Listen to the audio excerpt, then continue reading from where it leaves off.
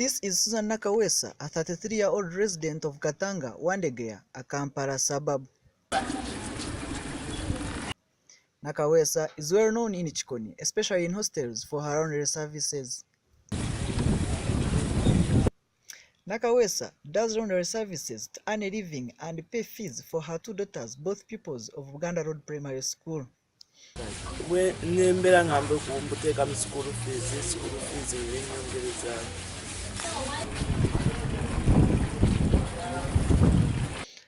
Her clients say that they are always in a hurry and always caught up with time, so they give out their clothes to be washed at a fair price.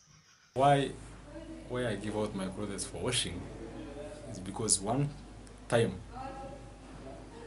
my timetable or my conditions don't allow me to wash clothes for myself. Time is not always there, so I give out to the women to wash at a cheaper price, of course. It's not that my clothes to be washed. It's definitely because at times I do not have time. Being a student of economics is a very wide and complex discipline at times. So definitely I don't have time to wash, do laundry for myself.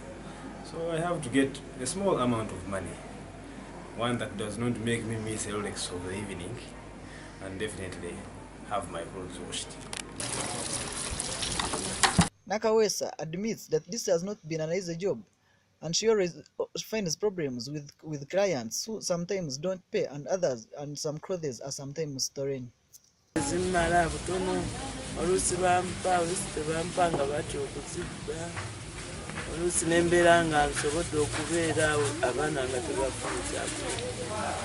has not been an easy job for Amina. She has faced many problems ranging from theft, unfaithful customers, and low income return.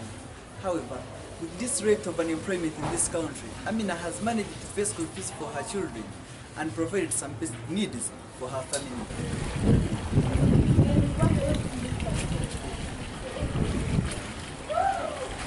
Twinamastiko Junior, Mark TV.